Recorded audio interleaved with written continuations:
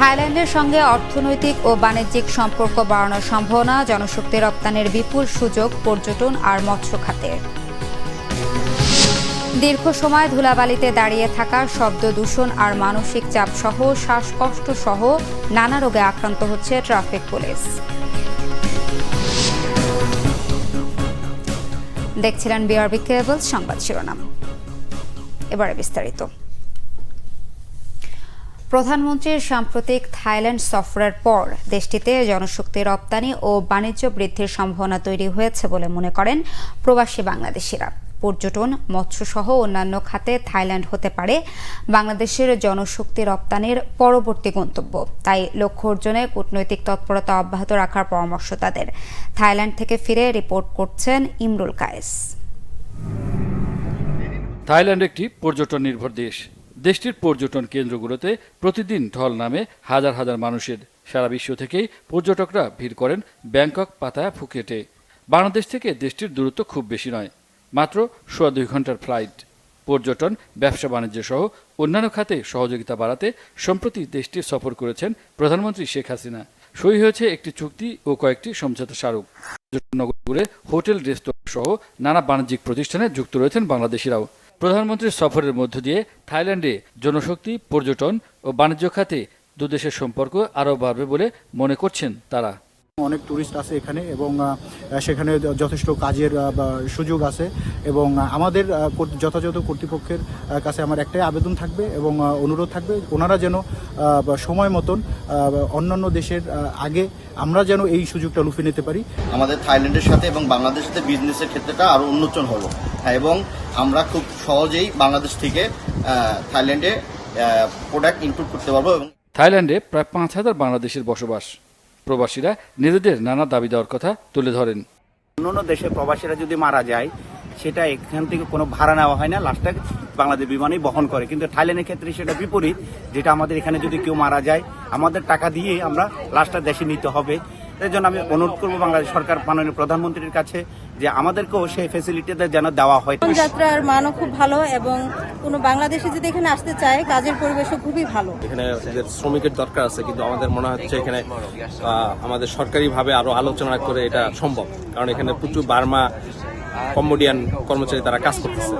ভবিষ্যতে বাংলাদেশ থাইল্যান্ড সম্পর্ক আরও গভীর ও সুদৃঢ় হবে বলে আশা প্রবাসীদের। থাইল্যান্ডের ব্যাংকক, পাতায়া সহ বহু পর্যটনী নগরী রয়েছে। এসব পর্যটনী নগরীতে অনেক বাংলাদেশি হোটেল, রেস্টুরেন্ট সহ নানা ব্যবসায় জড়িত রয়েছেন। তারা বলছেন থাইল্যান্ডের এই পর্যটন নগরীগুলোতে জনশক্তি রপ্তানি করতে পারবে বাংলাদেশ। আর সম্প্রতি প্রধানমন্ত্রীর সফরের মধ্য দিয়ে সেই সম্ভাবনার দ্বার আরও উজ্জ্বল হয়েছে। Imrul Kayes, Banglavision, Pattaya, Thailand. শব্দ দূষণ ও দীর্ঘ সময় ধুলাবালির মধ্যে দাঁড়িয়ে থাকার কারণে অনেক ট্রাফিক পুলিশ সদস্য কানে কম শোনা, শ্বাসকষ্ট, চোখে ঝাপসা দেখা এবং ব্যাক পেইনের সমস্যায় ভোগেন। এছাড়া ট্রাফিক আইন না মানা, রেজিস্ট্রেশন ও ফিটনেসবিহীন গাড়ি ধরলেই ফোন ধরিয়ে দেয়া এবং কটু কথা সহ বিভিন্ন চ্যালেঞ্জ নিত্যদিন তাদের মোকাবেলা করতে হয়। কামরুল ইসলামের রিপোর্টে দেখুন বিস্তারিত। রোদ, বৃষ্টি, ঝড়, ধুলাবালি, শব্দদূষণ মাথায় নিয়ে যানজট নিরসনে কাজ করেন নাটোর ট্রাফিক পুলিশের সদস্যরা। দীর্ঘদিন এই সেবার সাথে যুক্ত থাকায় পুলিশ সদস্যদের নানা শারীরিক ও মানসিক কষ্ট থাকলেও দায়িত্ব পালন করতে হয় তাদের।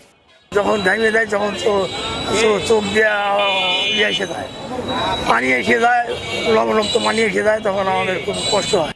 একটা সময় তারা কানে কম শোনা, শ্বাসকষ্ট, চোখে ঝাপসা দেখা, ব্যাক পেইন সহ সমস্যায় ভোগেন। ব্যক্তিগত এসব সমস্যার বাইরেও কটূক্তি সহ বিভিন্ন চ্যালেঞ্জ মোকাবেলা করতে হয় প্রতিদিন।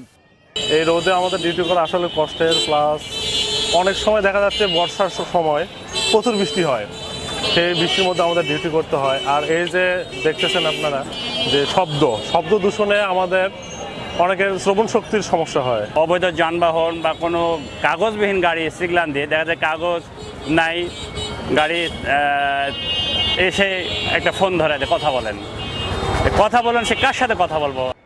সিগন্যাল মেনে গাড়ি চলাচল না করায় দায়িত্ব পালন করতে কষ্ট হয় বলে জানান তারা।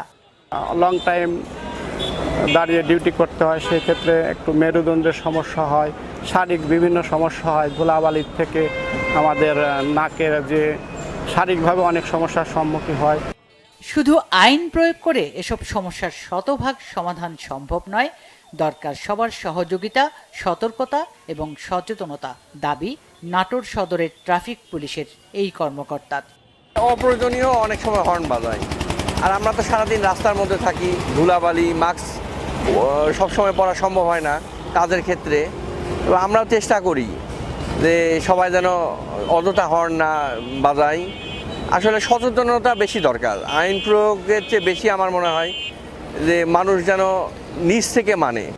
নাটোরের যানজট নিরসন ও দুর্ঘটনা রোধে 40 জন ট্রাফিক পুলিশ সদস্য কাজ করছেন। Bangla vision news desk.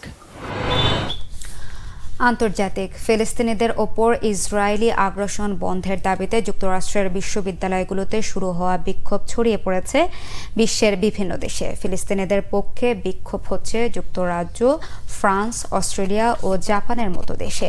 এপ্রিলের মাঝামাঝি সময় থেকে যুক্তরাষ্ট্রের অর্ধশতাধিক বিশ্ববিদ্যালয়ে শুরু হওয়া ইসরায়েল বিরোধী আন্দোলন এরই মধ্যে পুলিশ বিক্ষোভকারীদের ওপর দমন পীড়ন চালিয়ে আসছে। গ্রেফতার করা হয়েছে অন্তত 2000 শিক্ষার্থীকে। তাতেও দমে যায়নি আন্দোলনরত শিক্ষার্থীরা। পুলিশি বর্বরতা, গ্রেফতারের মধ্যে গাজায় আগ্রাসন বিরোধী ছাত্র ও শিক্ষকরা ঐক্যবদ্ধভাবে কর্মসূচি পালন করছে।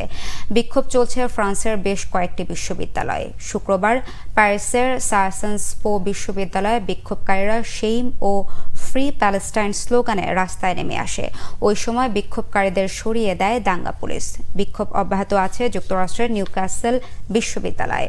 সেখানে তাঁবু খাটিয়ে অবস্থানে নিয়েছেন যুদ্ধবিরোধী বিক্ষোভকারীরা। অস্ট্রেলিয়ায় অন্তত 7টি বিশ্ববিদ্যালয়ে তাঁবু টাঙিয়ে অবস্থান নিয়েছে বিক্ষোভকারীরা। শুক্রবার সেখানে পাল্টা বিক্ষোভের আয়োজন করে ইসরায়েলি গোষ্ঠীগুলো। এ নিয়ে ক্যাম্পাসগুলোতে ব্যাপক উত্তেজনা বিরাজ করছে। এই ছিল এখনকার মতো। পরের সংবাদ দুপুর 2টায়। এর আগে একটা রয়েছে নিউজ টপ 10 দেখার আমন্ত্রণ রইল। এছাড়া বাংলা ভিশন সংবাদ ও সংবাদ সংশ্লিষ্ট অনুষ্ঠান দেখতে ভিজিট করুন www.bbnews24.com ও facebook.com/banglavisionnews এবং সাবস্ক্রাইব করুন youtube.com/banglavisionnews। এতক্ষণ সাথে থাকায় ধন্যবাদ সবাইকে।